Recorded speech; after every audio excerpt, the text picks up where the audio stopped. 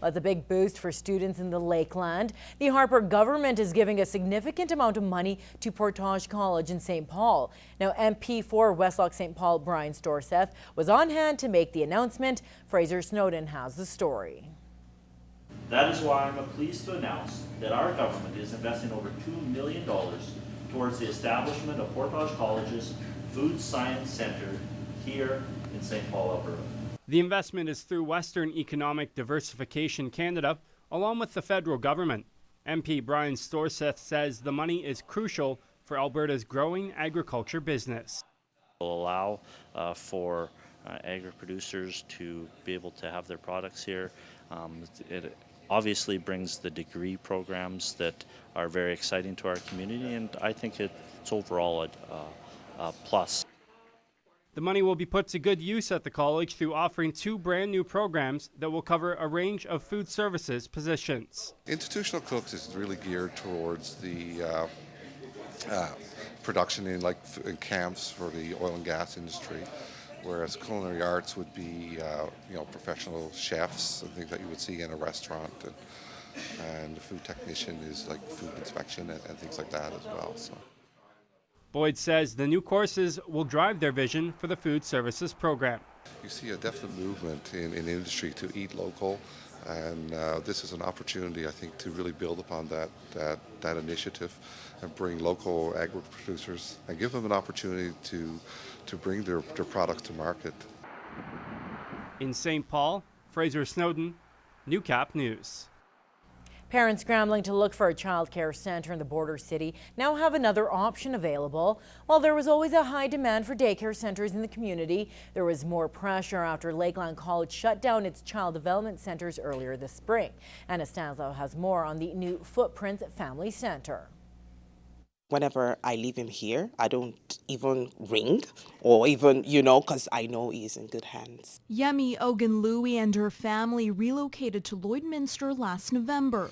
Yemi was just one of many parents in the border city struggling to find a center for her son. Before coming here, I've been trying to get someplace for my son, and I just wasn't happy with what I saw so far. So I was ready to wait, even though they had a delay in the construction. Catholic Social Services says the center took 6 years to be fully completed, spending time at other childcare centers to offer the most current research. We are more developmentally based and focus on exploration through play for their learning. This is the 2-year-old room, and we can have, the ratio is 1:6. We have 4 staff on hand, and all of which are level 3s.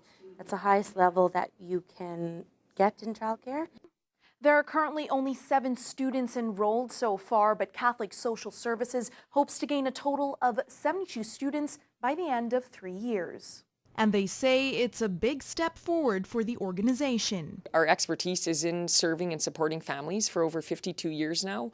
So historically, this is groundbreaking for us to be operating a childcare, and it's another gateway for us to access families and to serve another community need. Even looking at the environment, the way it looks and the staff, and you see the interaction they have with the kids, you, as a parent, you feel quite comfortable. Anna Stanislaw, Newcap News. Now, the school is accepting children from 12 months to kindergarten. For more information on the centre or to register your child, you can call 780-875-9084. Now, Footprints Family Centre is located on the west side of the new École Saint Thomas School. Well, a national campaign to tackle hunger has exceeded expectations here in the border city. The Drive Away Hunger Tour has wrapped up for another year, and as Kyle Galver reports, donations this year have tripled or more than tripled. These Farm Credit Canada employees spent the morning loading donated food into a trailer.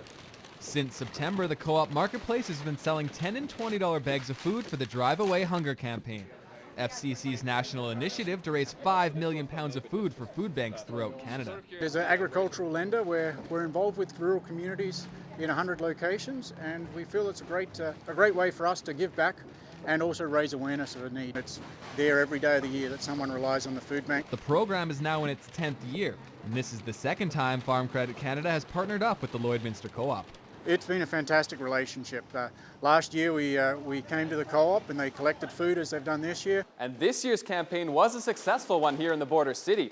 Over 500 bags like this were collected, which is more than 3 times the amount that was collected last year. People recognise the need that's out there, and through working with local businesses, it just helps raise that awareness, and people are concerned about what's going on in their communities. Later, the FCC crew moved on to their second stop of the day, the Salvation Army Food Bank, to deliver and weigh all the donations. Shannon Weinberger says today's contribution will go a long way in feeding the hungry. The Christmas donations starting now that come in keep me going throughout the rest of the year. The numbers were totaled, and at the end of the day, over 1,900 pounds of food was donated. Lloydminster area is amazing.